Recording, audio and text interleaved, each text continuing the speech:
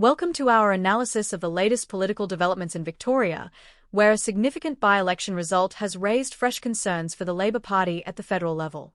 Sky News political editor Andrew Clennell has weighed in on the outcome of the Werribee by-election, highlighting what he describes as a collapse in support for Labor. Clennell argues that this result underscores a broader issue for the party, particularly in Victoria, where it now faces serious challenges in retaining key seats at the next federal election. Victoria's in real trouble federally for the Labor Party, Clennell stated, pointing to the concerns expressed by senior Labor figures.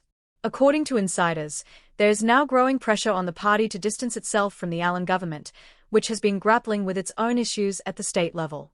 Meanwhile, an interesting moment emerged from Senator Michaelia, who made a strikingly candid remark about opposition leader Peter Dutton and the coalition's election strategy. In an interview, Cash suggested that voters may not necessarily like Dutton, but they should still vote for him based on his leadership credentials. Peter Dutton more and more every day. You may not like him, but the decision at the next election is not about liking a particular person. The decision you need to make at the next election is, do I want a strong leader who backs me? Well, that's Peter Dutton, she stated. It was a bold statement, perhaps even a moment of unfiltered honesty that revealed the coalition's underlying approach. The message is clear. The Liberal Party is positioning Dutton as a strong and decisive leader, even if he is not universally popular. This is particularly relevant as Labor prepares to launch a major campaign targeting his past record and policy decisions. During the discussion, Clennell noted that while the Liberal vote in Werribee did not see a significant boost, the shift towards an independent candidate in the by-election is an indicator of Labor's vulnerabilities in Victoria. He drew parallels to the 2010 Penrith by-election in New South Wales, which saw a record swing against state Labor and ultimately contributed to Kevin Rudd's removal as Prime Minister. Although some have suggested that Labor could lose up to 11 seats based on the by-election result, Clennell cautioned against jumping to conclusions.